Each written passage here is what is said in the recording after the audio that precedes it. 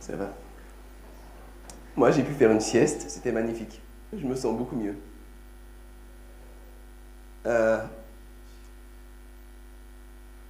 Cet après-midi, ce sera pas vraiment une grande conférence, ce sera un petit partage tout simple. Important parce que nous parlons beaucoup de la Bible, mais la Bible, il faut pouvoir la lire sans se casser les dents. C'est pas toujours évident. La Bible, c'est un livre sacré, ça a été je crois que c'était le livre le plus traduit, le plus diffusé au monde, mais il me semble qu'il a été dépassé par le catalogue Ikea il n'y a pas longtemps. Quelqu'un a entendu parler de ça, non? Mais après le catalogue Ikea, c'est le livre, enfin le vrai livre, qui est le plus diffusé, traduit dans le plus de langues. C'est quelque chose d'extraordinaire. Alors, peut-être que certains d'entre vous qui nous regardent en ligne ou qui sont dans la salle se demandent, bon, mais qu'est-ce qu'il y a dans cette Bible-là? Pourquoi est-ce que c'est intéressant? Alors, ils vont poser la question à des chrétiens, typiquement, et beaucoup de chrétiens pensent que, et vont dire que la Bible est la parole de Dieu, que tout ce qui se trouve dans la Bible est vrai, et que la Bible a de belles histoires. On est d'accord jusque-là? Ah, et de moches histoires. Voilà, c'est une première nuance qui est importante. Par exemple, je vous ai raconté cette semaine l'histoire de Saül qui avait une grosse épine dans le pied qui s'appelle Goliath, et de David le petit berger qui a tué Goliath. Et quand on est petit, souvent dans l'église chrétienne, on appelle ça une belle histoire de la Bible parce que le petit maigrichon a tué le grand costaud. Mais quand on lit la Bible, quand on apprend à connaître Dieu, on découvre que Dieu ne veut tuer personne. Et que Goliath est un enfant de Dieu qui s'était perdu. Et donc l'histoire de David et de Goliath, c'est un drame. Mais à cause d'une certaine culture, on la présente comme une belle histoire triomphale et sympathique. Voilà. Est-ce que j'ai entendu une question, une voix?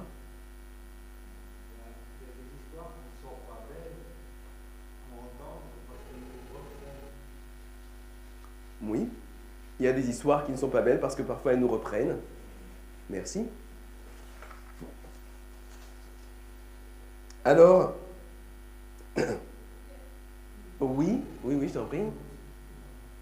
Allez-y. Je voulais dire, c'est la parole de Dieu, d'accord, mais transcrite par des hommes. Avec la grosse différence, à partir du moment que ça passe par des hommes, c'est plus tout à fait la parole de Dieu. Enfin, selon moi. C'est très intéressant. Alors c'est bien, vous voyez donc que dans le monde chrétien, il y a de la variété et il y a des approches qui sont plus ou moins nuancées, c'est important de le savoir. On continue, je vois des mains. C'est fantastique, il y a des questions. J'ai même pas encore commencé l'exposé, il y a déjà des questions. Allez-y. On est là pour échanger, c'est plutôt un échange, disons, fraternel. Quand je disais qu'il y a des moches histoires, c'est qu'il y a des histoires, quand on les lit, on a du mal à y voir Dieu.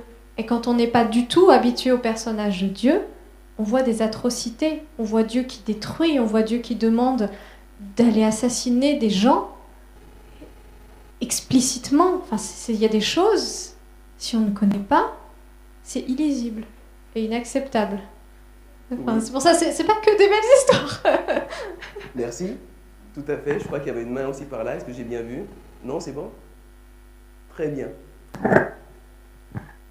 Alors, je suis heureux qu'il y ait de la nuance, parce que la nuance est un signe de précision, et que dans ce genre de domaine-là, c'est important d'avoir un certain degré de précision. Il faut savoir que dans le monde chrétien, dans le monde des croyants, il y a des gens qui vont considérer la Bible comme littéralement la parole de Dieu. C'est-à-dire que chaque lettre, chaque mot est inspiré. Depuis là, c'est ce qu'on appelle le fondamentalisme, jusqu'aux gens, à des gens qui sont des chrétiens mais qui disent que bon, il y a peut-être quelque chose vrai, quelques histoires vraies dans la Bible, mais que globalement c'est un ensemble de mythes et de contes de fées.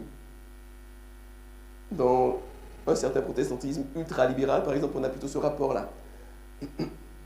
Donc, depuis le fondamentalisme jusqu'à l'approche ultra-libérale, les chrétiens ont une vision de la Bible qui est assez différente et assez variable. Quelque chose que beaucoup de chrétiens ont appris à faire également, c'est de lire la Bible sous un angle spirituel avec une morale finale à peu près toujours la même. Qui est, tu es avec Dieu, tu es protégé, béni, etc. Tu n'es pas avec Dieu et t'arrives plein de tuiles. Je schématise, hein. Mais dans les histoires de la Bible, c'est souvent comme ça. Il y a également parfois un biais que beaucoup de chrétiens ont et que moi j'ai aussi parfois, je le confesse. C'est une tendance à justifier les actions de Dieu et à trouver des raisons pour justifier que Dieu demande ceci qui est atroce ou que Dieu demande cela qui est brutal et qui est violent, etc. Jonathan, est-ce que je pourrais avoir ma gourde, s'il te plaît, qui est juste à tes pieds? Merci. Un grand merci à toi.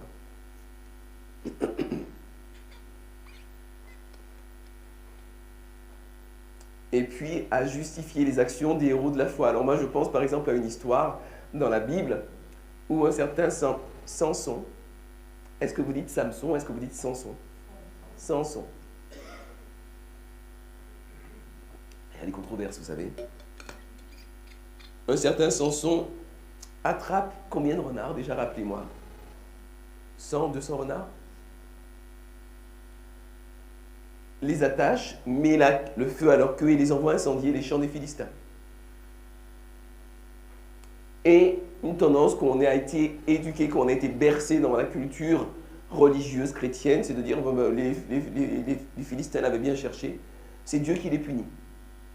C'est un biais, c'est un biais. Est-ce que vous savez ce que c'est qu'un biais? Non. Un biais, c'est quelque chose qui a été tordu. Il y a un raisonnement qui devrait être droit, mais le biais... Est-ce que vous connaissez les biais cognitifs? Je peux résumer. Les biais cognitifs, ce sont des outils extrêmement utiles pour le cerveau, pour plein d'occasions. Ce sont, quelque part, des raccourcis, alors je schématise beaucoup, hein, des raccourcis que le cerveau prend pour se faciliter la vie, pour économiser de l'énergie. Par exemple, un biais cognitif très répandu, c'est le biais de confirmation. Le biais de confirmation, c'est l'attitude qui consiste à ne retenir dans les données que l'on récolte que ce qui va conforter notre système de croyance. Donc, imaginons que je pense que Dieu protège ses enfants. Je ne vais retenir que les histoires où il est arrivé plein de tuiles à des gens, sauf aux enfants de Dieu. Maintenant, imaginez que j'ai le biais contraire, enfin la conviction contraire que Dieu ne protège pas ses enfants. Je ne vais retenir que les histoires où d'authentiques chrétiens se sont fait massacrer, tuer, etc. Biais de confirmation. Je ne retiens que ceux qui confortent, confirment mes convictions. C'est très utilisé par les réseaux sociaux actuellement pour vous maintenir esclave. Et puis, comme certaines histoires sont dans la Bible, des gens qui ont été éduqués un petit peu comme moi j'ai été éduqué dans l'adventisme, dans un certain adventisme d'une certaine époque, c'est dans la Bible, ça doit être vrai. Même des choses qui sont relativement peu vraisemblables. Par exemple, je lis, oui je suis un peu provocateur, hein, mais pour toutes les réclamations, le pasteur Olivier Maire se prend un plaisir de répondre à vos questions et protestations, il les accueillera avec la plus grande joie. Moi je serais parti. Hein. Prenons par exemple l'histoire de David. David, il raconte qu'il était berger et que quand un lion ou un ours venait attaquer une de ses brebis, il l'attrapait par la barbe et il la frappait. Il le frappait. Je ne sais pas si vous avez déjà vu un lion en vrai de près. Ouais. J'étais au zoo de Thoiry avec des lions qui avaient des pattes comme ça, 300, 400 kilos de muscles. Étant un petit gringalet, même si j'étais un grand costaud, je réfléchirais à 2 fois avant d'aller attraper un lion par là-bas pour lui mettre des gifles. Mais parce que c'est dans la Bible, voilà, il y a un biais qui fait qu'on se dit c'est dans la Bible, c'est vrai. Voilà. Pourquoi est-ce que je souligne tout cela? Je le souligne pour tous nos amis qui vont peut-être découvrir la Bible.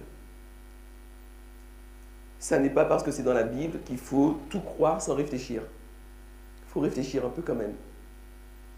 Si vous croyez tout sans réfléchir, vous allez avoir de grosses difficultés. On va voir pourquoi tout à l'heure. Ça va ?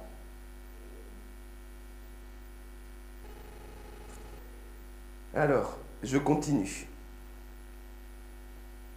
Mais si vous débutez dans la lecture de la Bible, vous risquez de tomber sur des histoires absolument choquantes et atroces. Par exemple, je ne devrais pas rire, mais par exemple, le roi Saül dont on a parlé il y a 2 soirs, je crois. Le roi Saül veut piéger David.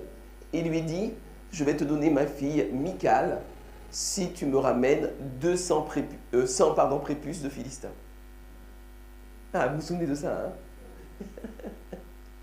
J'aurais pas rire. Et donc David tue 200 Philistins, amène 200 prépuces sur le... Il arrive avec ses prépuces, il les met sur la table de David. C'est la fatigue, excusez-moi, c'est la bronchite qui me fait tourner un peu la tête. Oui, mais c'est un côté atroce. Et puis c'est ridicule comme histoire, je veux dire, 200 prépuces de Philistins. Enfin, je veux dire, qu'est-ce qu'ils ont fait les pauvres Philistins? Ils n'avaient rien demandé à personne. Ils étaient en guerre, mais enfin bon. Le mariage, enfin le cadeau de noces, c'est un peu cher payé le cadeau de noces pour les noces de David et de Michal. Donc vous risquez de tomber, si vous débutez avec la Bible, vous risquez de tomber sur des histoires qui vont vous choquer. C'est normal, elles sont choquantes. Vous aurez du mal à les accepter, c'est parfait. Il ne faut pas les accepter. Il faut réfléchir. Oui, on va voir comment on réfléchit tout à l'heure. Vous risquez de tomber sur des passages qui semblent machistes. Sur des lois qui semblent justifier l'esclavage. La domination des hommes sur les femmes. La guerre. La violence. Des lois sacrificielles assez épouvantables où on assassine de l'animal à longueur de journée. Donc, quand on a l'habitude de lire la Bible, on est habitué, on a accommodé, ça se passe bien, on comprend à peu près. Quand on n'a pas l'habitude, ça peut être assez révulsant. C'est la raison pour laquelle je souhaite partager un petit peu avec vous quelques notions de base. Pardon à tous ceux qui connaissent déjà tout cela, mais aujourd'hui je parle surtout aux débutants de la Bible. La Bible n'est pas un livre. La Bible est une compilation de 66 livres, écrits par 42 auteurs, sur une période qu'on estime à 1600 ans à peu près. Qui sait comment est-ce qu'on a eu le canon de l'Ancien... Ah, pardon. Je parle à des débutants aussi. Alors, dans la Bible, il y a 2 grandes parties qu'on appelle l'Ancien Testament, Nouveau Testament, ou bien Ancienne Alliance, Nouvelle Alliance, si on le traduit correctement. Et il y a toute une histoire qui explique pourquoi est-ce que des gens ont fait une liste de livres de l'Ancien Testament. Je peux vous la raconter si ça vous intéresse, Et puis pour le Nouveau Testament, je vais vous raconter aussi si ça vous intéresse. Alors, pour l'Ancien Testament, il faut savoir que les Sémites, les Mésopotamiens, ce sont des gens qui ont une tradition orale. Qui peut m'expliquer ce que c'est qu'une tradition orale?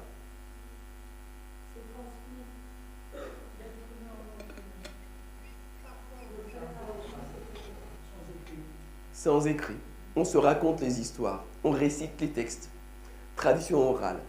Il n'y a pas de texte. Et puis, de temps en temps, il y a des textes qui sont écrits, des textes de prophètes, des textes de loi qui sont écrits, qui sont copiés, qui sont distribués.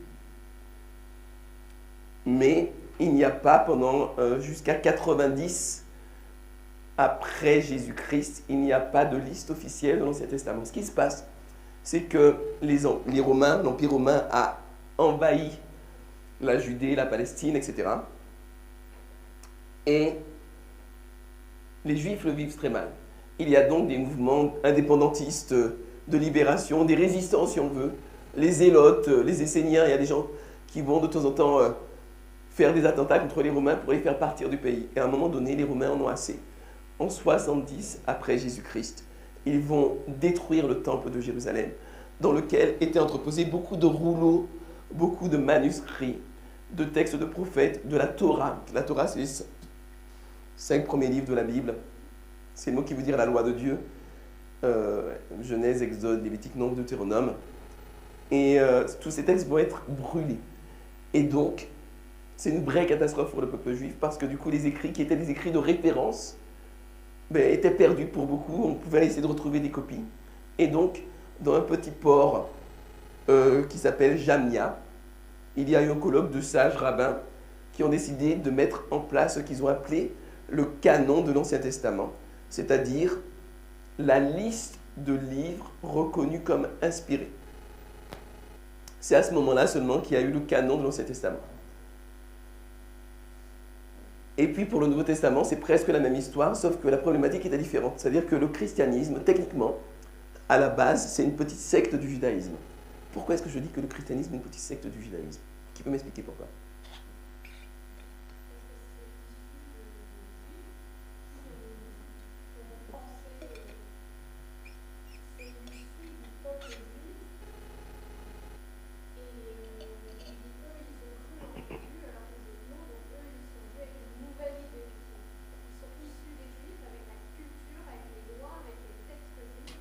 Et un petit plus, gros plus.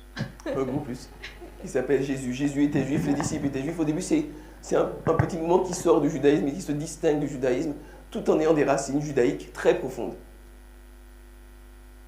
Et au début, le christianisme est persécuté par les juifs. Saul de Tarse, par exemple. Ça, c'est l'histoire de la Bible, je ne vais pas rentrer trop dans les détails, mais il est persécuté. Mais rapidement, il se répand par des mécanismes que je ne vais pas décrire maintenant, mais qui sont très intéressants, qui sont liés à ce qu'on appelle la diaspora, c'est-à-dire la dispersion des peuples juifs un peu partout. Il se répand et il devient à la mode. Quand il devient à la mode, il y a des gens qui se mettent à écrire des lettres, des épîtres, des lettres qui sont censées être des lettres inspirées, si on veut. Il y a même des gens qui se mettent à écrire des évangiles.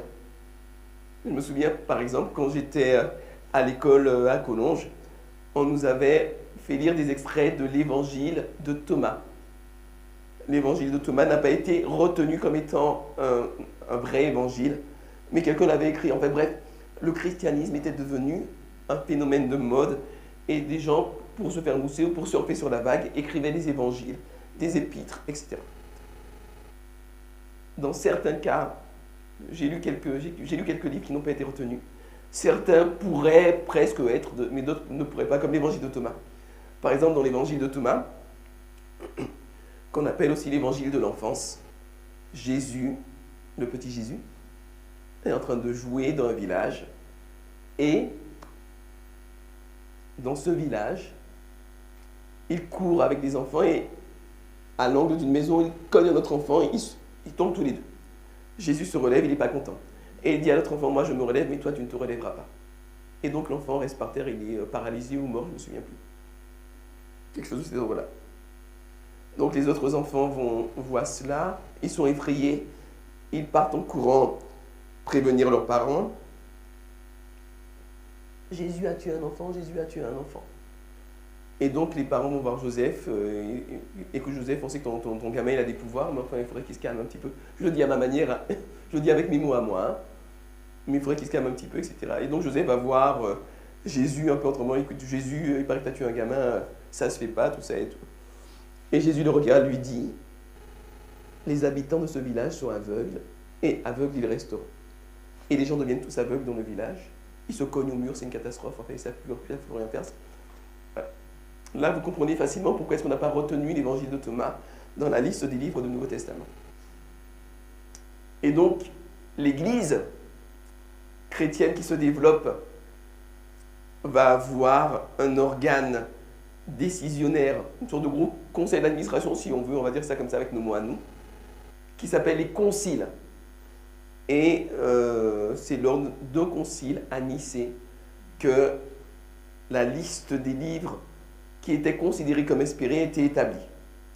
Donc, il n'y a pas eu un jour, enfin je le dis pour nos amis qui vont commencer avec la Bible, il n'y a pas un jour une Bible qui est tombée comme ça du ciel, de la Genèse à l'Apocalypse, tous les livres bien ordonnés, etc. C'est pas comme ça que ça s'est passé. Ça ne s'est pas passé comme ça. C'est une construction également dans le temps. Bon, je pense que vous ici, vous saviez tout ça pour la plupart d'entre vous? Non, pas tous? Ah, mais je ne suis pas venu pour rien, je suis content. J'ai justifié mon existence pour aujourd'hui.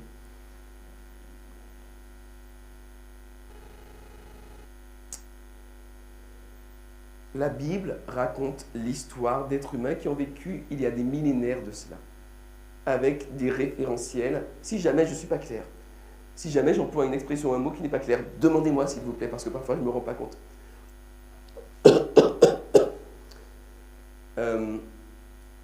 Qui n'est pas le nôtre. Et dans l'Église adventiste, on pense que ça n'est pas la Bible qui est inspirée. On pense que ce sont... Qui est inspiré? Ceux qui ont écrit, les auteurs. Autrement dit, ça n'est pas chaque mot qui tombe du ciel magiquement, avec une super machine à écrire céleste, mais il y a des gens qui reçoivent quelque part des messages, des sentiments, des visions, ils reçoivent des idées également de la part de Dieu, des lois, mais ça n'est pas parce qu'ils reçoivent de Dieu une inspiration que cela va gommer complètement leur personnalité, leur croyance, leur système de croyance. Ni leur culture, ni leur style littéraire. Merci beaucoup.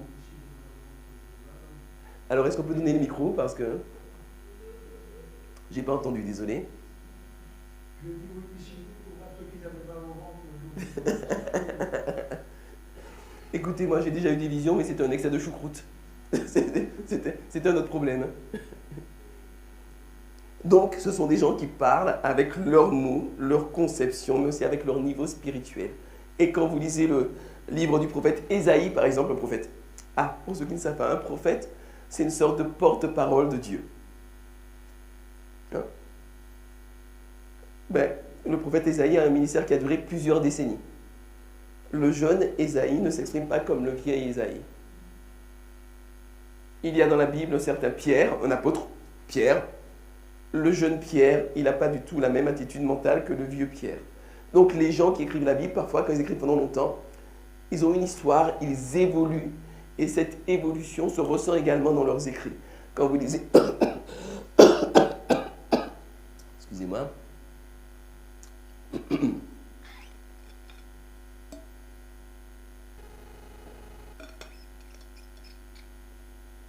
Merci cousine pour la tisane.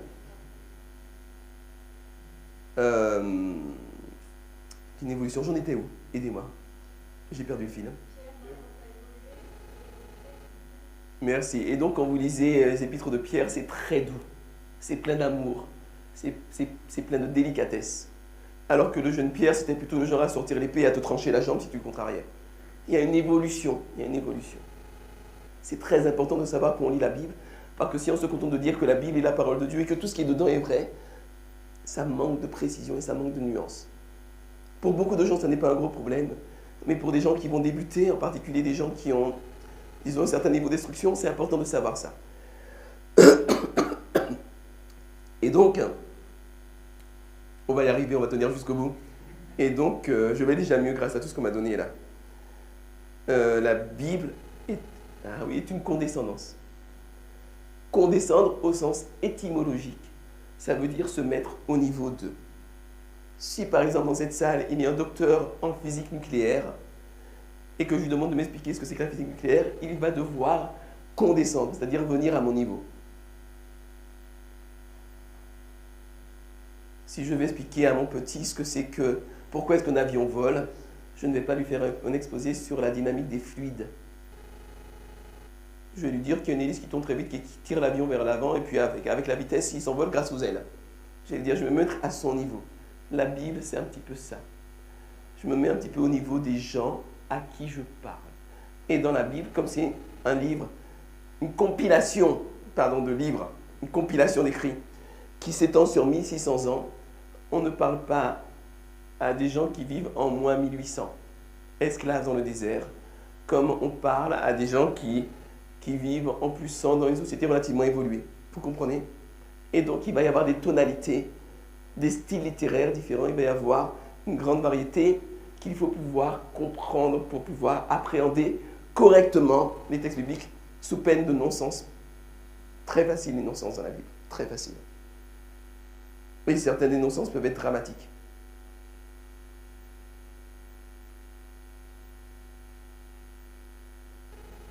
Si par exemple, est-ce que je peux vous trouver un exemple de non-sens dramatique ou de contresens dramatique?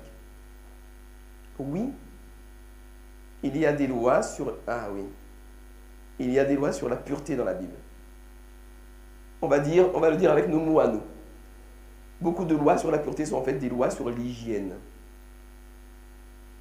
Et si on les lit comme des lois strictement religieuses, on peut en arriver à des aberrations. Par exemple, j'ai connu certains chrétiens fondamentalistes qui n'hésitaient pas à se séparer de leurs femmes quand leurs femmes avaient leur période. Vous voyez? Parce qu'ils n'avaient pas compris le sens d'hygiène. Les conditions d'hygiène à l'époque n'étaient pas les mêmes. Donc il peut y avoir pas mal de contresens et pas mal de non-sens même, et de dégâts qui sont faits. D'ailleurs, il y a un livre qui est extrêmement drôle. J'y repense, je ris parce que j'y repense à ce livre. C'est un livre qui est écrit par... je ne sais pas si tu peux me retrouver sur... Quelqu'un peut me retrouver l'année où j'ai vécu selon la Bible. J'ai oublié le nom de l'auteur. C'est pas Israël Finkelstein par hasard? Ou je me trompe? L'année où j'ai vécu selon la Bible. Si quelqu'un peut me retrouver l'auteur... Ah, tu l'as lu? Oh, c'était très drôle. C'est quelqu'un juif, mais le genre de juif très séculier. Ah, Jacobs. D'accord. H.J. Jacobs. Merci beaucoup. C'est très drôle comme livre et ça donne quand même à réfléchir. Donc c'est un juif du genre juif libéral qui mange du cochon, qui ne va pas à la synagogue, etc. et tout, qui se dit, tiens quand même, je suis quand même juif, je vais faire un effort de vivre selon les règles de la Bible. Pendant 1 an. Je vais tout suivre pendant 1 an. Bon. Donc, il discute avec son voisin. Il apprend que son voisin est adultère. Or, dans la Bible, qu'est-ce qu'on leur fait aux adultères? On les lapide. On les lapide. Et donc, il s'en sort en disant, mais j'étais contraint parce que je m'étais engagé à vivre selon la Bible, et donc j'étais contraint de lapider mon voisin. Mais, la Bible ne précise pas la taille et le nombre des pierres.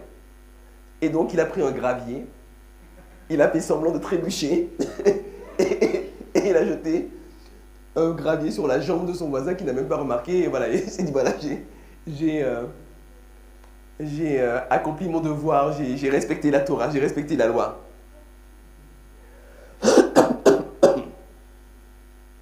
Oui, c'était très drôle, ou bien sa femme n'en pouvait plus à un moment donné, et pendant, bon je suis un petit peu cru, mais tant pis, pour lui faire payer pendant ses menstruations, elle s'est assise sur tous les sièges de la maison, sur tous les livres, etc., partout, en étant parfaitement habillé, propre je veux dire, hein.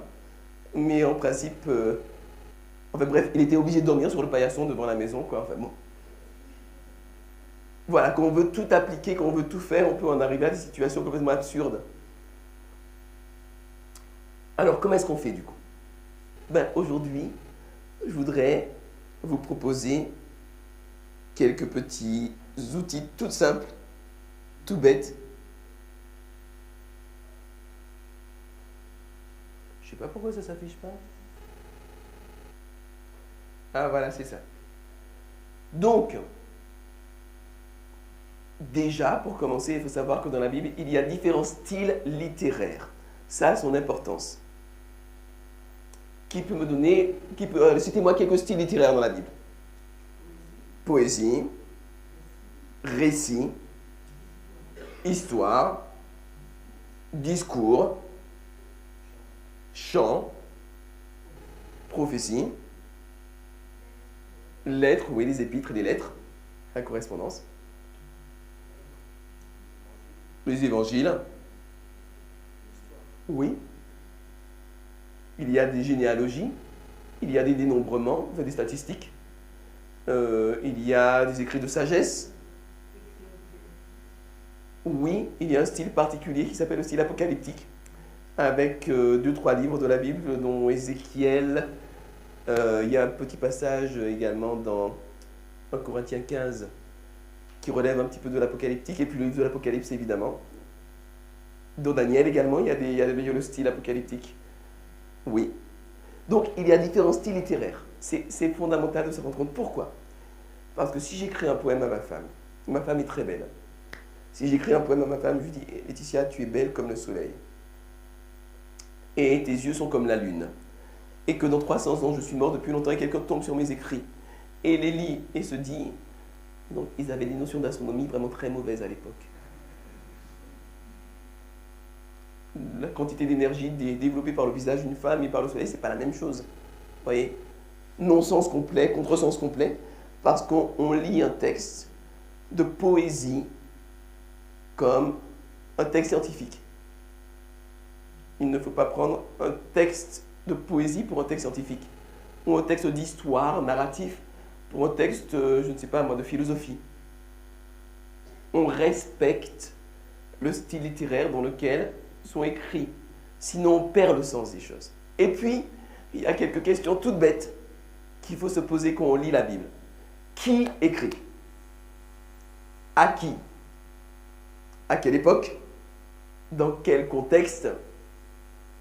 Quel contexte large? Dans quel contexte étroit? Et puis surtout, dans quelle intention? Qu'est-ce qu'il veut dire? C'est quoi le but en fait?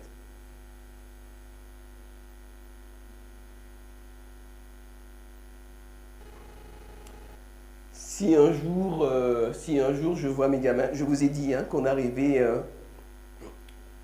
à avoir une éducation sans violence physique. Bon.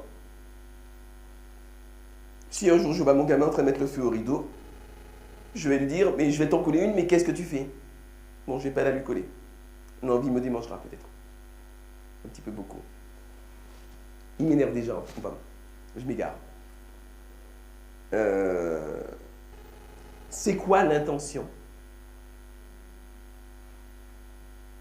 Est-ce que l'intention c'est de battre l'enfant? Non. Il est en train de mettre le feu au rideau. L'intention c'est de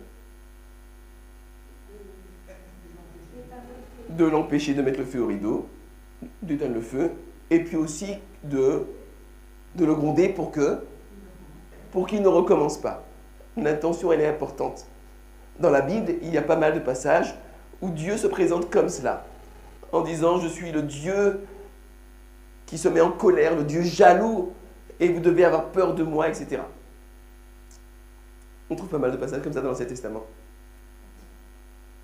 Si on les prend littéralement, on arrive à une difficulté technique, qui est d'avoir un Dieu susceptible de vous éradiquer pour un oui ou pour un non,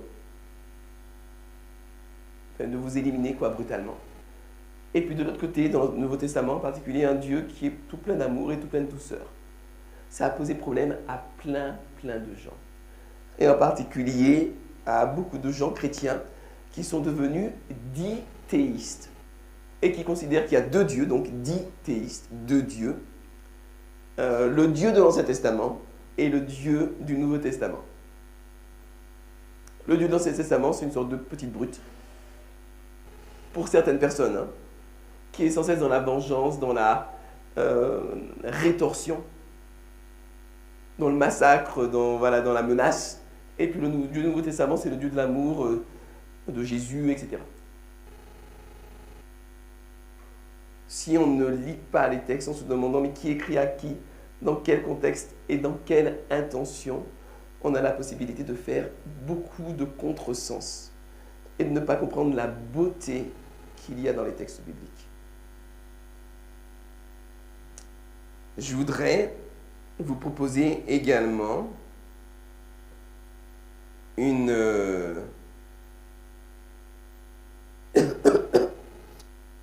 notion qui, moi, m'a beaucoup aidé à lire la Bible correctement. C'est la notion de vecteur. Vecteur, c'est tout simple. Vecteur, c'est tu as un point A, tu as un point B, et puis tu as une flèche qui joint le point A au point B. Pour bien comprendre la Bible, il faut comprendre que Dieu parle à des gens qui sont à un certain niveau, ils sont à un point A, et que pour arriver au point B, il faut leur parler d'une certaine manière.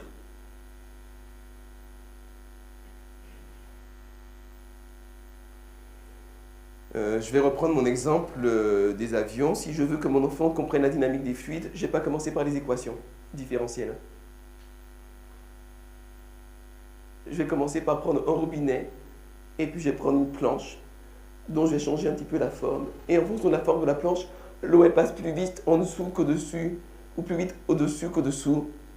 Et je vais montrer à mon gamin différentes choses et voilà, je vais me mettre à son niveau. C'est la même chose dans la Bible. Dans la Bible, Dieu parle parfois à des gens qui sont des gens à... Je vais le dire autrement. Et je suis un peu provocateur, mais c'est exprès. C'est exprès. N'oubliez pas que le pasteur Olivier Maire recueillera toutes vos plaintes.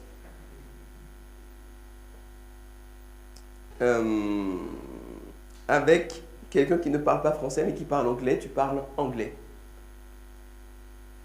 Avec quelqu'un qui parle chinois, mais qui ne parle pas français, tu parles chinois ou anglais. Avec quelqu'un qui parle le langage du commerce, c'est le langage qui comprend le mieux les transactions, le commerce. Tu vas parler commerce. Et on trouve du commerce dans la Bible. On trouve de la transaction. Si tu m'obéis, dit Dieu, si tu me suis, si tu m'es fidèle, alors en échange, je vais te donner la protection, la richesse, l'amour, la gloire, la beauté. Non, amour, gloire et beauté, c'est autre chose, pardon. Ceux qui sont de ma génération comprendront.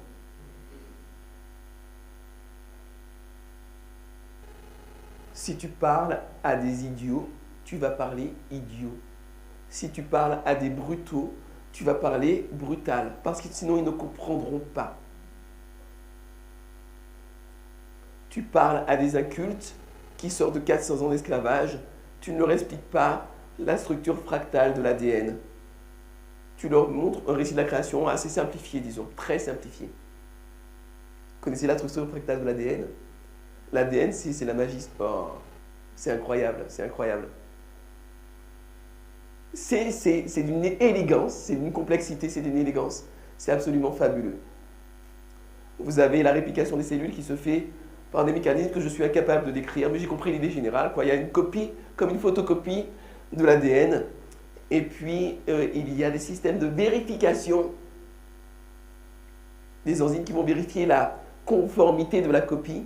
Et si jamais il y a une erreur de transcription, il y a des petites enzymes qui arrivent avec leurs petits ciseaux, qui vont couper la séquence qui n'est pas bonne, la remplacer par la bonne séquence, et puis ça roule.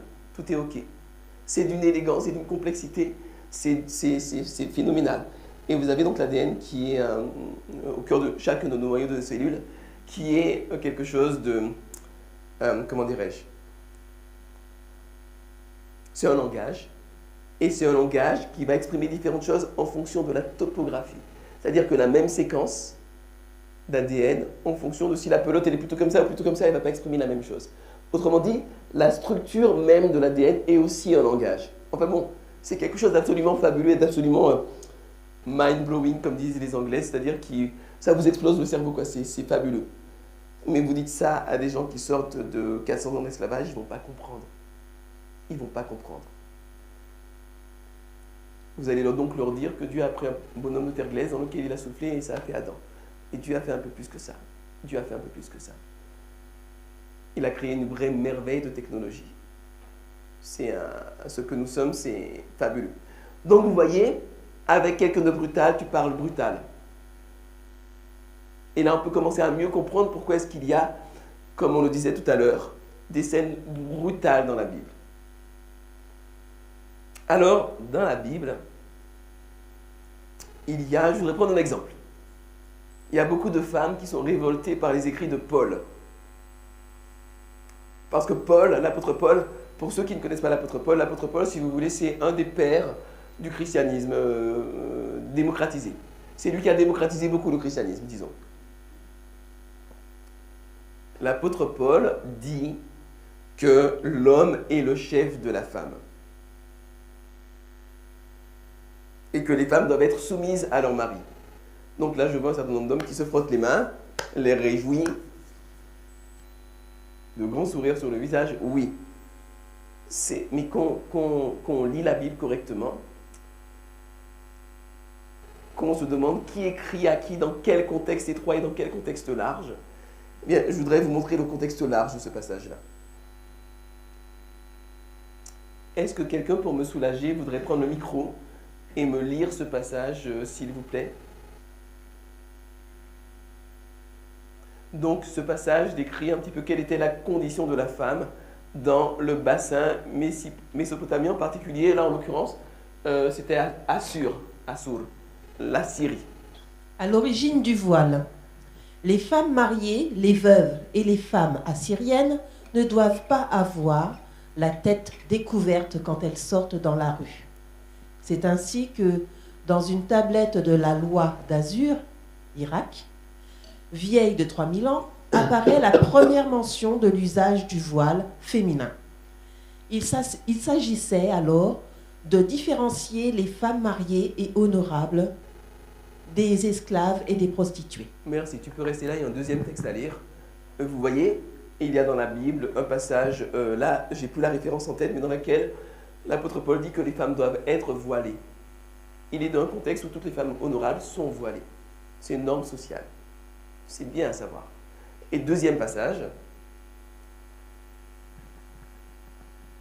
La base de la société mésopotamienne est la maison sumérien et alcadien Bitu, que l'on peut dans ce cas comprendre comme la maisonnée. À sa tête se trouve le père de famille. Il dirige tous ceux qui résident sous son toit. Ses fils occupent à ses côtés une position importante puisqu'ils le secondent, notamment dans le travail. Les hommes de la famille sont donc considérés comme les détenteurs de l'autorité. On se succède de père en fils, que ce soit un système où l'aîné prime, ou bien où les frères sont sur un pied d'égalité. Les biens immobiliers se transmettent par héritage uniquement aux fils.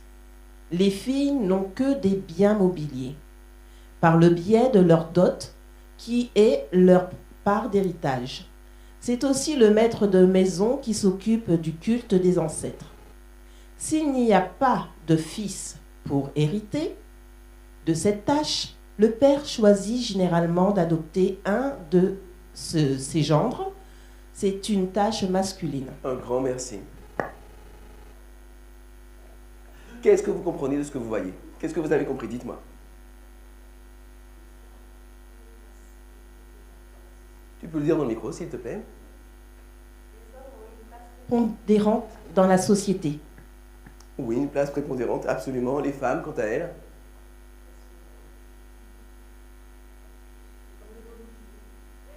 Tu peux le dire dans le micro pour les gens qui sont par Zoom et par YouTube.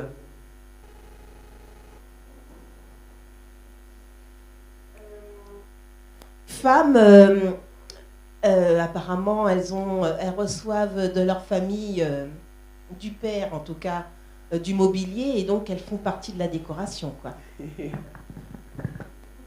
Donc, on est dans des sociétés qui sont strictement, merci, patriarcales. C'est l'homme le chef. C'est comme ça partout. Quand vous lisez l'Ancien Testament, dans la Bible, vous vous rendez compte que quand il y a un problème de fécondité, qui va prendre une petite servante pour essayer d'avoir un enfant? Si sa femme ne donne pas d'enfant, c'est pas la femme qui va prendre un petit servant. Hein.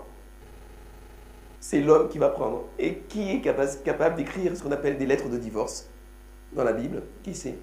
C'est l'homme. Ce sont des sociétés profondément patriarcales. Tout le bassin mésopotamien, c'est patriarcal. L'homme a presque le droit de vie et de mort sur tout le monde, quoi, grosso modo. Donc, quand l'apôtre Paul dit que l'homme est le chef de la femme, en réalité, qu'est-ce qu'il dit? Rien. Il ne dit rien. Tout le monde sait ça. C'est déjà le cas depuis des milliers d'années. L'homme est déjà le chef de la femme. C'est déjà le cas. Par contre, quand il dit que l'homme doit être le chef de la femme, comme Jésus a été le chef de l'Église, là, il met une sacrée claque aux hommes. C'est un passage que je déteste. C'est tellement culpabilisant. J'aimerais mieux être le petit chef, vous savez, le petit coq. C'est moi le chef, c'est moi qui décide parce que c'est moi l'homme. C'est pas du tout, mais pas du tout le sens du propos de Paul. En fait, l'apôtre Paul part d'un point A qui est une société patriarcale, injuste. Jésus dira même que c'est à cause de la méchanceté de vos cœurs que Moïse vous a donné les lettres de divorce. Il parle aux hommes parce que c'est les hommes qui ont les lettres de divorce, ce n'est pas les femmes. C'est à cause de la méchanceté de vos cœurs. Donc il part d'une société patriarcale. Et si l'homme est le chef de la femme, comme le Christ est le chef de l'Église, et s'est livré pour elle, ça va être quoi comme qualité de relation? Ça va être quoi comme nature de relation? Dites-moi.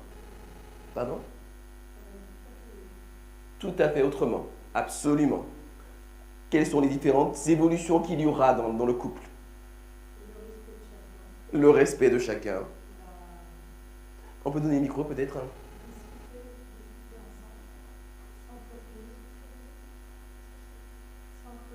Mmh.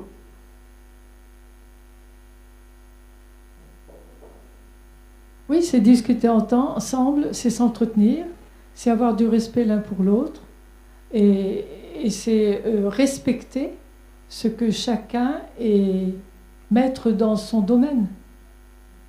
Parce que il y a le domaine de la femme dans un couple, il y a le domaine de l'homme et il y a le domaine des deux. Et on ne peut pas séparer ça si on veut qu'un couple soit harmonieux et où chacun se trouve bien. Chacun se trouve bien épanoui. Merci beaucoup. Tout à fait, c'est très différent. On peut donner le micro juste derrière en le laissant allumer. On va laisser le micro allumé pour l'instant. Il y a une demande derrière.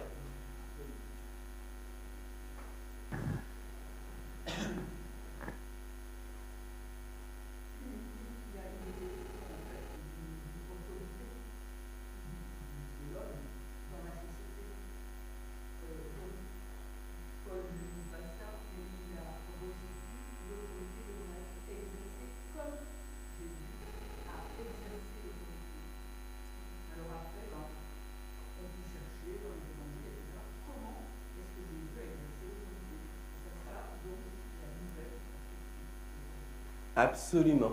C'est tout à fait passionnant, sachant que, comme on l'a vu avec la Samaritaine, les personnes sur lesquelles Jésus a exercé l'autorité ne se sont pas retrouvées asservies et écrasées, mais au contraire, se sont retrouvées potentialisées et sont parties avec une pêche du tonnerre pour remplir des missions.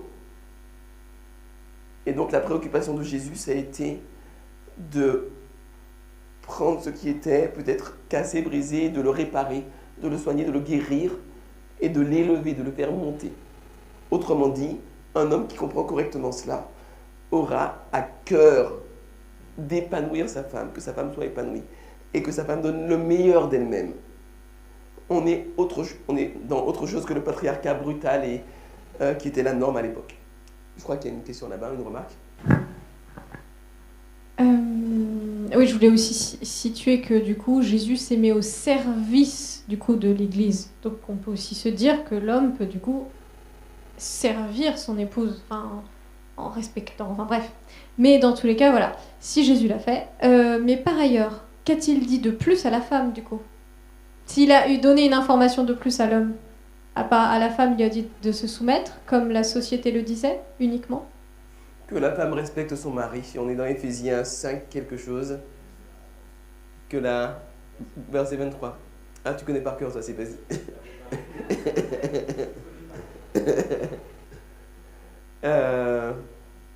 Donc, vous voyez les amis, si on prend ce texte-là, et je vois qu'il y a une main, si on prend ce texte-là sans le contextualiser, en particulier dans le contexte large, on se dit que c'est un texte pour soumettre les femmes.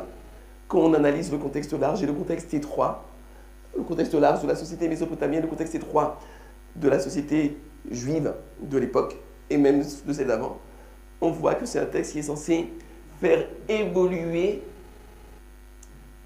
Je le dis différemment. En fait, je le dis différemment. Si l'apôtre Paul avait dit « Vous devez être égaux dans le couple », ce serait fait lapider. Ils n'étaient pas prêts à entendre ça. Il fallait leur montrer une autre voie et les faire évoluer de l'intérieur. C'est pour ça que ce texte est un texte magnifique.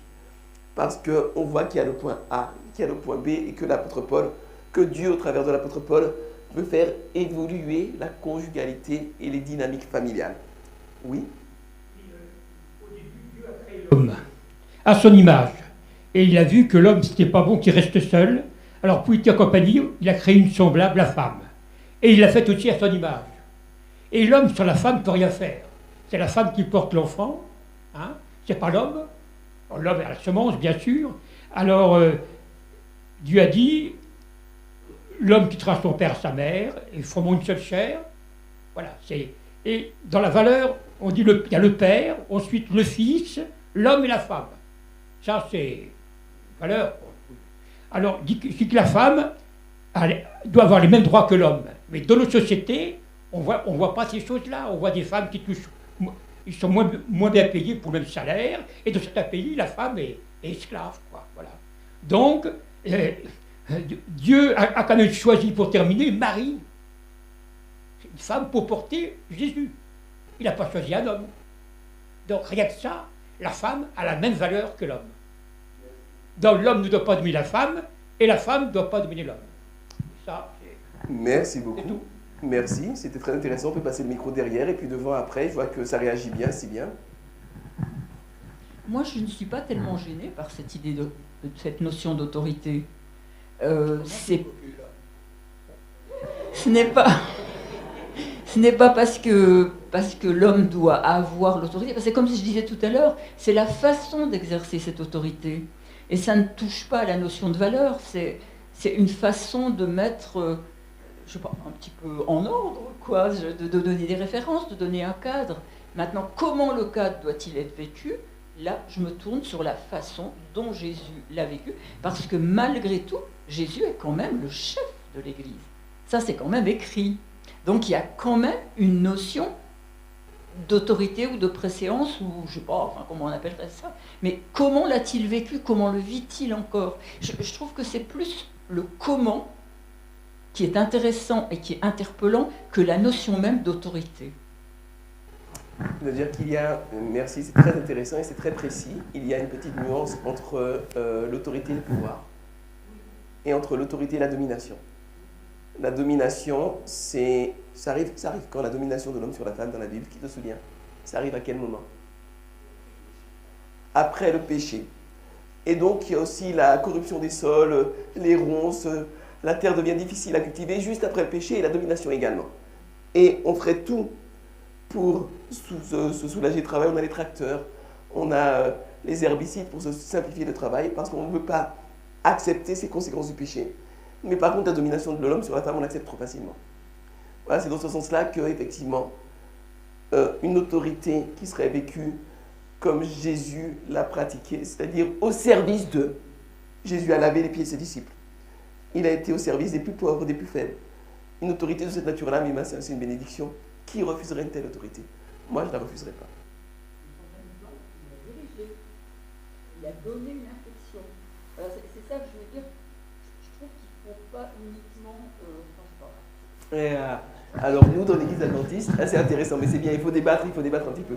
Et je vois qu'elle a le micro également, donc je réponds juste à cela et puis je donne la parole tout de suite. Je lui permets de parler. À propos d'autorité, je me permets de reprendre un peu le copain. Quand on parle de père et de fils, le père, pour moi, le père n'est absolument pas plus que le fils. C'est déjà compliqué à comprendre, la Trinité, avec un seul Dieu en 3 personnes, mais si on met un qui est plus le chef que l'autre, alors là, pour moi, ça ne va plus du tout. Ils sont Dieu, tous les deux. Il n'y a pas le père qui commande et puis le fils qui obéit. Pendant son ministère à Jésus-Christ, c'est différent, il s'était fait homme. Mais à partir du moment qu'il redevient Dieu, il n'y a pas de père et de fils pour moi. Merci enfin, beaucoup. Si on veut, mais il n'y a pas un champion et puis le deuxième. Je ne sais pas ce qu'en pensent les autres. Donc là, on est déjà dans la théologie. On va redescendre un tout petit peu le niveau dans le sens que on fait une vulgarisation pour les gens qui ne connaissent pas trop la Bible. Là, on est déjà dans la théologie de certains niveaux. Je crois qu'il y avait également une remarque devant, ici. Est-ce que vous pouvez prendre le micro ? Souvent que la femme, elle a une certaine liberté d'agir. On la voit qui fait commerce, on la voit qui achète. Oui, la femme, elle n'est pas esclave dans l'Ancien Testament. Non, elle n'est pas esclave. Je crois que c'est une fausse représentation de la femme. Non, elle n'est Il y a pas une esclave. certaine égalité de la femme. Elle peut. Non, il n'y a pas d'égalité. Il n'y a pas d'égalité à cette époque-là. C'est vraiment patriarcal. Mais il y a une certaine Oui. liberté, il y a une certaine marge de manœuvre, Il y a effectivement. de la liberté en tout cas. Oui, il y a une certaine liberté, absolument. Sauf qu'on est esclave, mais ça, c'est encore un autre problème. Ah oui, bien sûr. D'ailleurs, merci beaucoup pour cette remarque. Est-ce que vous aviez terminé? Oui. Très bien. Alors, d'ailleurs, un autre exemple qui me tient à cœur, c'est celui de l'esclavage. Dans la Bible, il y a de nombreuses lois qui régulent l'esclavage. Est-ce que cela veut dire que Dieu est pour l'esclavage? Qu'est-ce que vous en semble?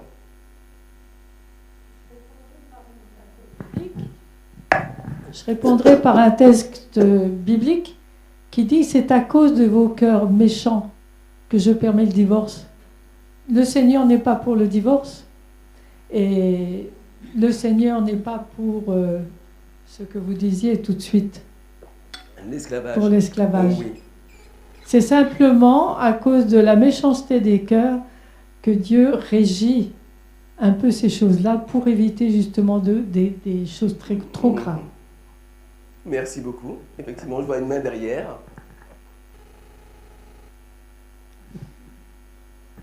Par rapport à l'esclavage, dans la Bible, justement, il y a l'épître à Philémon, qui est très intéressante, parce que, en fait, Paul écrit à un maître d'esclaves, dont l'esclave s'est enfui, mais pour lui demander, il lui demande pas, il lui dit pas affranchis-le quand il reviendra, parce que son esclave, en plus, il est devenu chrétien, et le maître aussi. Il lui dit pas ça, mais il lui dit fais-lui bon accueil, alors que normalement c'est pas ce qu'il aurait dû faire à un esclave qui s'était enfui. Donc c'est la même chose que ce que j'essayais de dire tout à l'heure, à savoir que c'est la même. C'est pas, enfin, la notion n'est pas complètement changée, mais on est invité à la vivre autrement. Enfin, c'est plus ça.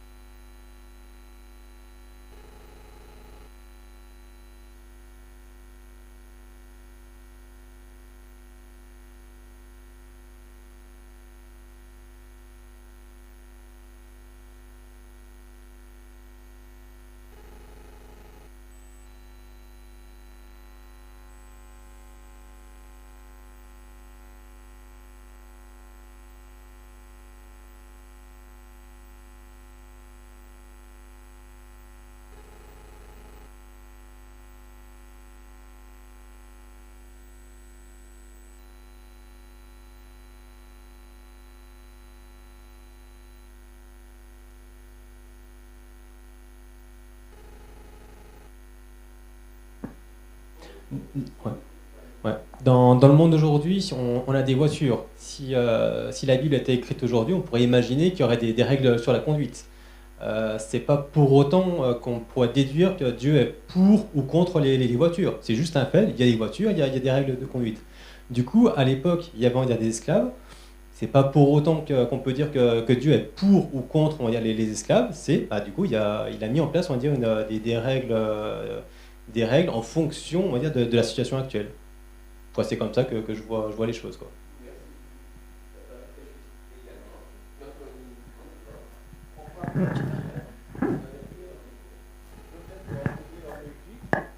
Et il est là-bas comme esclave.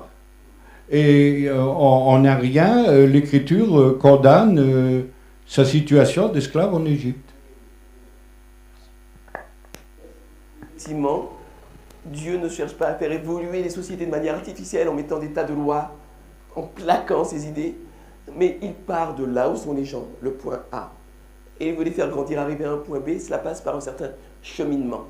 Et c'est important qu'on apprend à lire la Bible, d'être conscient de cela. Sinon, on fait beaucoup de contresens. Et on s'imagine que Dieu est pour le machisme, que Dieu est pour l'esclavage, que Dieu est pour la violence. On est dans des sociétés qui sont violentes. À cette époque-là, tout le monde se fait la guerre. J'ai eu l'occasion en Israël de passer sur la colline de Armageddon. Armageddon. En fait, Armageddon, c'est ce qu'on appelle un tel. J'ai appris ça là-bas. Un tel, c'est très simple. Vous avez des gens qui se font la guerre, qui rasent une ville. Ok. Bon. Ensuite, les habitants enlèvent les décombres. Il ne fonctionne plus. Eh bien, merci beaucoup. On va prendre celui-là. D'accord. Ouais, il est bien allumé, tout va bien. Mais il y a peut-être un petit problème technique, c'est pas bien grave. Tant qu'on m'entend, si on m'entend bien, c'est l'essentiel. Le tel de Megiddo, Armageddon.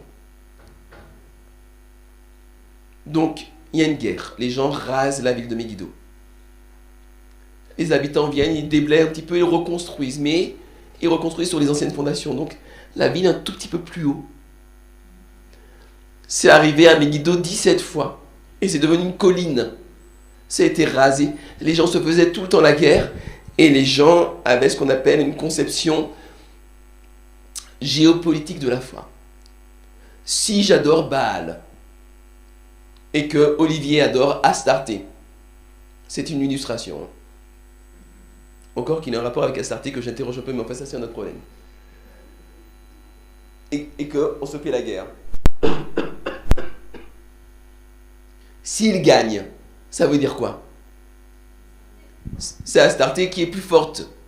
Et donc, ces gens-là étaient tout le temps dans la guerre. Ils faisaient la guerre de toute manière.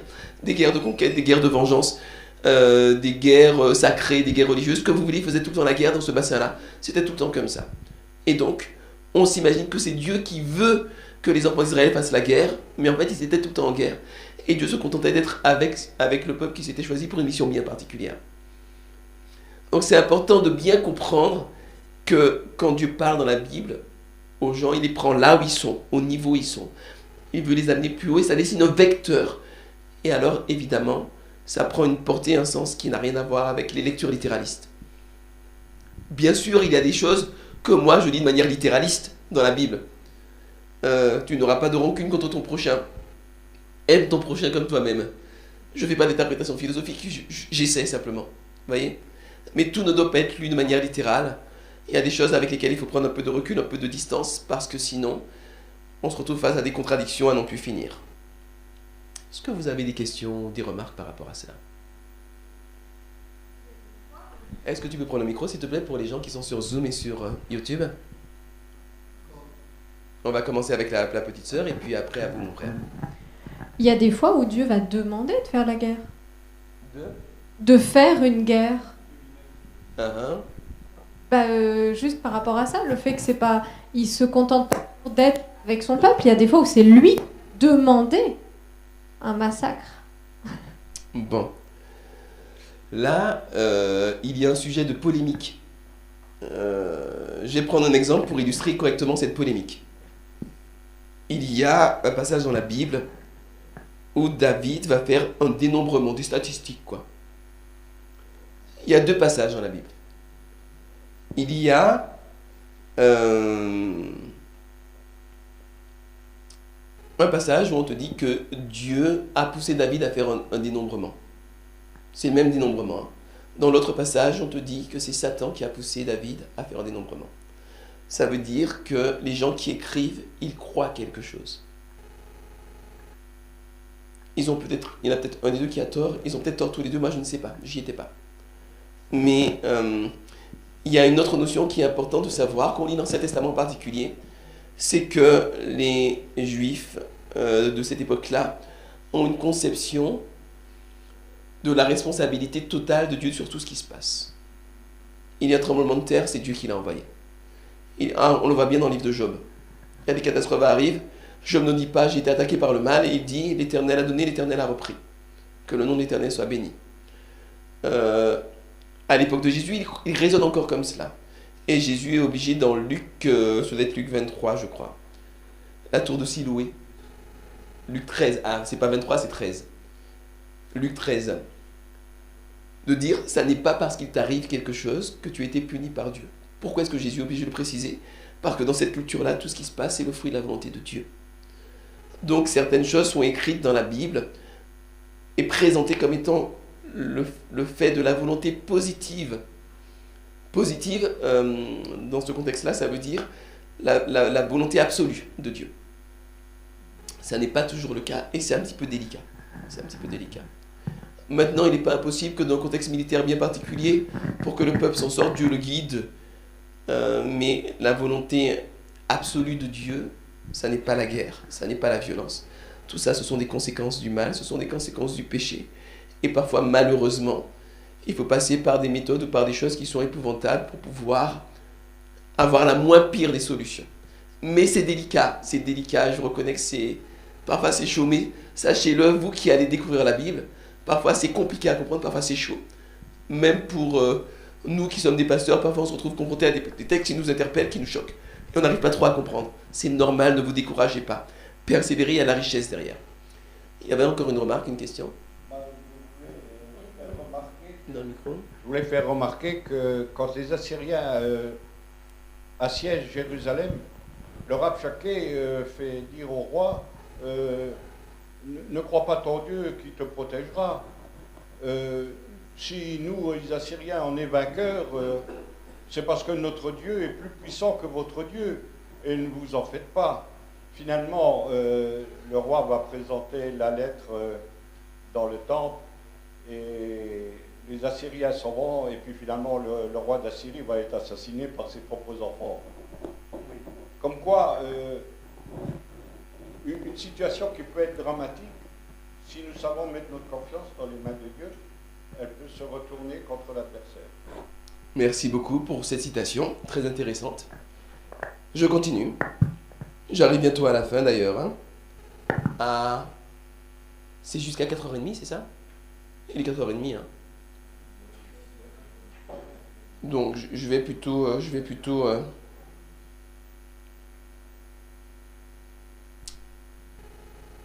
Il y a dans la Bible, je voudrais donner 2-3 exemples quand même, avant de clôturer ce moment d'échange. Il y a des choses dans la Bible qui sont assez étonnantes. Par exemple, quand vous lisez les 5 premiers livres de la Bible, vous avez beaucoup de lois d'hygiène qui auraient évité, des centaines d'années plus tard, beaucoup d'épidémies dans les pays occidentaux si on les avait appliquées. Se laver, ne pas toucher les malades, ne pas toucher les morts. Après avoir touché un malade, systématiquement se laver, laver ses vêtements. Il y avait un certain nombre de... Il me semble que c'est Louis Pasteur qui a dû systématiser ça dans les hôpitaux et dans les hospices. C'est assez récent. Peut-être Pasteur, quelqu'un peut m'aider, c'est quoi, 18e, 19e siècle? J'ai oublié.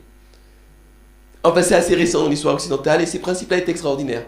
Autre chose extraordinaire, un principe qui est donné dans la Bible, qui est un principe qui semble barbare, la circoncision.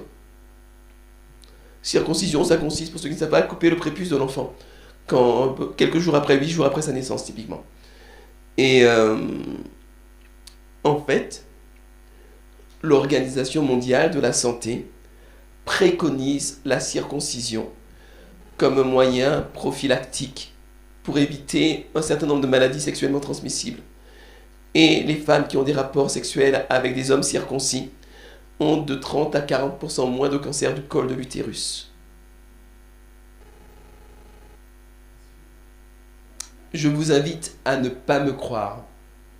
Je vous invite à ne pas me faire confiance. Je vous invite à aller vérifier vous-même sur le site de l'Organisation mondiale de la santé. Et voir un petit peu ce qu'ils ont dit. D'ailleurs, on y est nous aussi, les adventistes, cocorico, un petit peu d'orgueil chauvin, de temps en temps. On est aussi sur le site avec 2-3 autres mouvements religieux qui ont une vie assez saine aussi. Parmi les gens qui ont la plus longue longévité. Parce qu'on a des principes de santé qui nous viennent de Dieu, qui nous viennent de la Bible, qui sont extraordinaires et qui nous font du bien, quoi. Donc, on y est également sur le site de l'OMS. Donc, tout ça pour dire que si on lit parfois la circoncision, on se dit mais qu'est-ce que c'est que ce rite barbare? On ne peut pas mutiler un enfant comme ça. Mais en même temps, 30 à 40% de cancer de col de l'utérus en moins. Donc c'est pas absolu, mais c'est quand même une grosse diminution des cancers. Et 50% de risque en moins d'attraper le sida pour des hommes circoncis. 50%. Donc allez voir sur le site de l'Organisation mondiale de la santé. C'est des chiffres assez incroyables. Et donc dans la Bible, il y a un certain nombre de merveilles comme cela.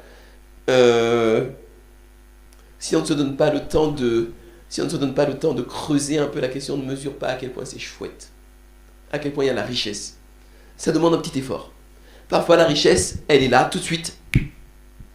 Ne laisse pas la colère, ne laisse pas le soleil se coucher sur ta colère. Règle tes problèmes avec ta femme avant d'aller dormir, ou avec tes amis. La richesse, elle est là tout de suite. C'est profond, c'est beau. Et parfois, la richesse, on ne la voit pas du tout. Il faut aller la chercher, il faut creuser. Mais elle y est, elle y est. Il y a plein de lois sociales. Il y a des lois sur la santé mentale et spirituelle. Prendre le temps de contempler la nature, prendre le temps de... enfin, il y a beaucoup de choses. Je voudrais juste peut-être citer une dernière dimension, qui est la dimension sociale. Dieu dit à son peuple, il n'y aura pas de pauvres parmi toi. Si quelqu'un te doit de l'argent, il va travailler pour toi pendant un certain temps, mais au bout de 7 ans, il y a ce qu'on appelle une sorte de petit jubilé, une sorte de petite libération. Voilà, il va être libéré de sa dette, d'une manière ou d'une autre. Il ne peut pas être endetté à vie. Et si jamais il te doit des choses, de l'argent qu'il n'arrive pas à te rendre, tu prendras certains de ses biens, mais tu vas lui laisser les biens les plus essentiels. Tu lui laisseras son manteau, tu lui laisseras son lit, tu lui laisseras de quoi cuisiner. Voilà, tu ne vas pas le dépouiller. Il ne doit pas y avoir de propreté. En fait, si on appliquait actuellement les règles sociales qui sont dans la Bible, il y aurait beaucoup moins de misère, il n'y aurait pas de SDF, il y aurait un monde qui serait beaucoup plus égalitaire. Donc il y a vraiment beaucoup de choses dans la Bible qui sont magnifiques. Je vais m'arrêter là en disant simplement que la Bible, si on n'est pas bien préparé à la lire, qu'on a passé quelques règles de base pour la lire, et qu'on tombe dessus, ça peut être assez effrayant. Alors ça, c'est mon image préférée, le petit chien qui a peur. Et puis la Bible pleine d'épines et de choses, ça peut être terrible la Bible, hein, si on ne comprend pas ce qu'on lit. Ça peut être terrible. Et si par contre, on apprend à lire dans le contexte large, le contexte étroit, savoir qui parle à qui, dans quelle intention, à quelle époque, eh bien, la Bible, c'est plein de merveilles et on nous trouve une grande richesse. Vous avez vu le petit chien ?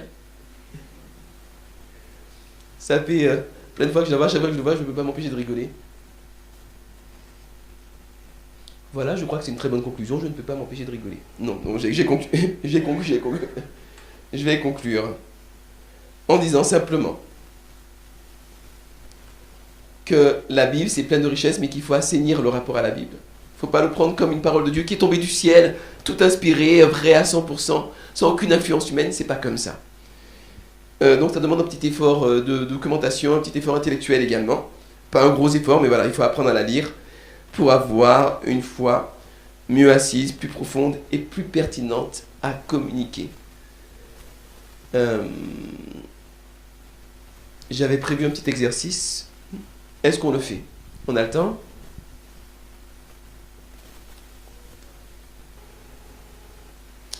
On va commencer par le premier exercice. C'est vous qui allez le faire, hein. On va comparer deux textes. Exode 21, versets 22 à 27. C'est là où on trouve la fameuse loi du talion.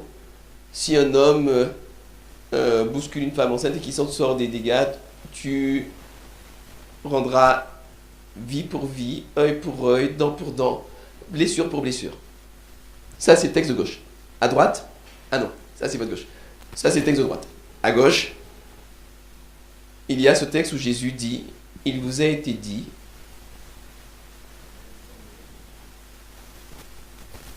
si quelqu'un vous frappe sur la comme est-ce qu'il dit dans Matthieu 5, verset 38 à 42, est-ce que quelqu'un a ce texte-là, peut le lire pour nous? Matthieu 5, on peut avoir le micro. Verset 38 à 42. Si quelqu'un te frappe sur la joue gauche, tends-lui encore la droite. S'il veut ton vêtement, donne-lui encore ton manteau. S'il veut faire 1000 avec toi, fais-en plus.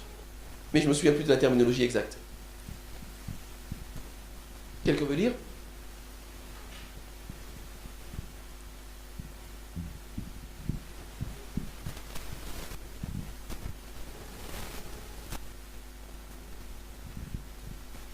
Bon, ben sinon, je vais lire.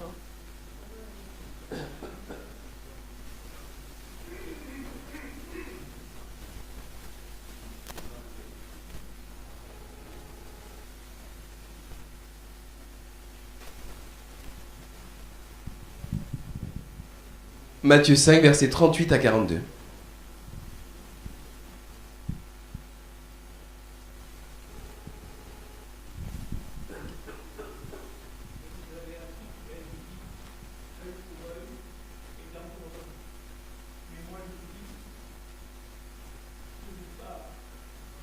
résister aux méchants. Si quelqu'un te frappe sur la joue droite, présente-lui aussi l'autre. Si quelqu'un veut plaider contre toi et prendre ta tunique, laisse-lui encore tout ton manteau. Si quelqu'un te force à faire 1 000, fais-en 2 avec lui. Donne à celui qui te demande et ne te détourne pas de celui qui veut emprunter de toi. Un grand merci. Alors, il y a 2 textes qui disent le contraire l'un de l'autre. Comment est-ce qu'on résout cette problématique-là? Alors, explique un petit peu comment tu fais. D'après ce que j'avais compris pour le œil pour œil, dent pour dent, ce qui se passait, c'est qu'il y avait à l'époque, lorsque par exemple, je sais pas, un accident, deux fils font brouter par exemple, et accident, il y en a un qui va faire tomber l'autre, le deuxième fils meurt. Ce qui se passait à ce moment-là, c'est que du coup, il allait y avoir vengeance. Le père qui a perdu son fils va tuer l'autre fils. Sauf que l'autre, il n'est pas content, donc il va refaire vengeance et il va aller tuer la fille. Et du coup, etc., etc. Et en fait, ça continuait sans s'arrêter, de pire en pire. Et il y avait vengeance sur vengeance. Et le œil pour œil, dent pour dent, c'était l'idée, pour le coup, je ne sais pas si c'est exactement le cas pour un fils, mais de donner à juste ce qu'on a perdu. Comment dire, ça devait être équitable et ça devait s'arrêter. Si par exemple il y a vengeance, la vengeance s'arrête là. Il n'y a pas d'échelle de vengeance. C'est la vengeance, si elle est juste et raisonnée, ça s'arrête là. On s'arrête. On est quitte. C'est l'idée. Une dent pour une dent, un œil pour un œil. Voilà. Très bien. Alors je te pose une question supplémentaire. Est-ce que pour autant la volonté de Dieu, c'est qu'il y ait une vengeance juste? Non, la volonté de Dieu, c'était d'éviter cette échelle. Mais humainement parlant, on a cette recherche, on a envie que l'autre paye. Je veux dire, on le voit bien, hein, en prison, on a tous, à un moment donné, on s'est dit, il n'a pas assez souffert par rapport à ce qu'il a fait subir. On se dit, il aurait dû avoir plus, ou il aurait dû, voilà, c'est une pensée, qu'elle soit juste ou pas, mais je pense qu'on l'a tous eu à un moment donné, on s'est dit, face à la souffrance de cette famille, il aurait dû payer plus. On a envie. Et donc Dieu a dit, ok, j'entends que vous ayez envie, on va s'arrêter là quand même. Et ici, dans Matthieu, il va changer, il va aller encore un peu plus loin. Il va dire, on arrête maintenant. Vous avez eu cette pensée, vous êtes déjà descendu d'un cran, on va encore descendre. Voilà, en fait, il y va en progressif avec la capacité du peuple à entendre. Alors, c'est comme ça que je vois. Merci beaucoup. On peut ajouter, tout à fait, c'est presque mot pour mot ce que j'allais dire. On peut simplement ajouter qu'il y avait également une tendance à la disproportion. Souvenez-vous de Genèse 4. Femme de Lémec, écoutez, Ada et Sila, écoutez. J'ai tué un homme pour ma blessure et j'ai tué un jeune homme pour ma meurtrissure. Caïn sera vengé 7 fois et Lémec sera vengé 77 fois. Et donc tu as rayé ma voiture, je brûle ta voiture, je tue ton chien, je mange tes plantes, je mets le feu à ta maison. Je suis dans la disproportion sans cesse. Et quand vous avez des gens qui sont dans la violence disproportionnée, ils sont à un point A. Quand vous leur dites œil pour œil, dent pour dent, vous les faites monter, ça a été très bien dit, donc je ne vais pas répéter, à un point B. Ça ne veut pas dire que ce point B là, c'est le but final. Pas du tout. C'est juste un point d'étape. Parce qu'avec Dieu, on n'arrête jamais de grandir et d'évoluer. Ok. Voilà, vous avez bien résolu le premier texte. Mais vous voyez, quand on débute avec la Bible et qu'on lit à droite œil pour œil, dent pour dent, et puis de l'autre côté on lit ben non, pas œil pour œil, pas dent pour dent, on a du mal à comprendre. C'est une question de qui parle à qui, à quelle époque et à quel niveau de maturité. Et puis deuxième texte, le psaume 139. Alors, il y a 2 passages dans le texte 139 que je trouve un peu curieux, presque contradictoires, mais enfin on va voir ça. Prenez avec moi le psaume 139. Donc les psaumes, ce sont des chants religieux ou des poèmes religieux. Hein. Donc on est dans l'artistique. On n'est pas dans le traité philosophique, ou on n'est pas dans l'analyse structurale, on est dans la poésie, quoi, si vous voulez. Alors, est-ce que quelqu'un peut lire les versets 13 à 16 pour commencer, et ensuite 19 à 22? Mirin.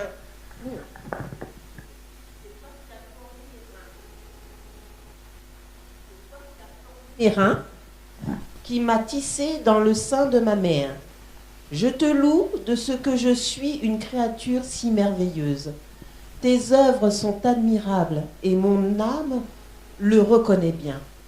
Mon corps n'était point caché devant toi lorsque j'ai été fait dans un lieu secret, tissé dans les profondeurs de la terre. Quand je n'étais qu'une masse informe, tes yeux me voyaient. Et sur ton livre, et sur ton livre étaient tous inscrits les jours qui m'étaient destinés, avant qu'aucun d'eux n'existât. Que tes pensées, ô Dieu, me semblent impénétrables, que le nombre en est grand. Et est-ce qu'on peut aller au verset 19 à 22? D'accord. Si je les compte, elles sont plus nombreuses que les grains de sable. Je m'éveille et je suis encore avec toi. Ô Dieu, puisses-tu faire mourir le méchant, homme de sang? Éloignez-vous de moi. Ils parlent de toi d'une manière criminelle. Ils prennent ton nom pour mentir, eux, tes ennemis. Éternel, n'aurais-je pas de la haine pour ceux qui te haïssent, du dégoût pour ceux qui s'élèvent contre toi? Je les hais d'une parfaite haine. Ils sont pour moi des ennemis. Sonde-moi, ô Seigneur, ô Dieu, et connais mon cœur. Éprouve-moi et connais mes pensées. Regarde si je suis sur une mauvaise voie et conduis-moi sur la voie de l'éternité. Est-ce que vous ne sentez pas une petite différence de tonalité entre les deux passages qu'on a lus? Comment ça se fait qu'on ait deux choses qui... Alors, c'est quoi la différence de tonalité? J'ai pas vous faciliter le travail. C'est quoi la différence de tonalité? Dites-moi. Prenez le micro pour ça. Une première partie, on sent de l'émerveillement, de la reconnaissance. Et puis dans la deuxième partie, on entend un homme qui a soif de vengeance, il y a eu des problèmes, quoi, avec d'autres hommes, et il voudrait que la puissance de Dieu, devant laquelle il s'émerveillait d'abord, là, soit à son service pour asservir ceux qui lui ont fait du mal. Merci beaucoup. Est-ce que cette deuxième partie-là reflète bien la pensée de Dieu? Je les hais d'une haine absolue. Je les déteste. Je veux les voir mourir. Est-ce que c'est ça? Est-ce que c'est ça Dieu? Est-ce que Dieu veut voir les méchants mourir? Que dit la Bible à ce sujet-là? Oui, il ne veut qu'aucun ne périsse. Je ne veux pas que le méchant meure. Je suis dans Ézéchiel 18 et dans Ézéchiel 33. Ce que je veux, c'est que le méchant se repente, qu'il change et qu'il vive. Dieu ne veut que personne ne meure. Et donc, ça n'est pas parce qu'un texte est dans la Bible que c'est forcément la pensée de Dieu.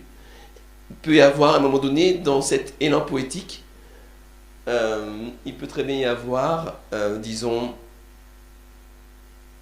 un cri du cœur, même en l'occurrence un hurlement de rage. Et c'est bien de savoir que dans les psaumes, il peut y avoir des pensées issues d'une contemplation spirituelle très profonde, et puis il peut y avoir des cris de rage, des cris d'angoisse, de peur. Mais c'est aussi ça toute la richesse de la Bible, c'est que la Bible présente des gens qui vivent de vraies situations compliquées, sans jamais lisser les choses. Et quand on le sait, on est moins heurté, on fait la part des choses, et on peut profiter de la richesse sans être agressé ou déstabilisé par des contradictions apparentes. Voilà mes amis, ce que j'avais à partager avec vous. Merci d'avoir été pour ces différentes conférences présents. J'espère que chacun d'entre vous pourra cheminer avec Dieu et puis renaître jour après jour avec une identité créée avec l'aide de Dieu. Merci, que Dieu vous bénisse.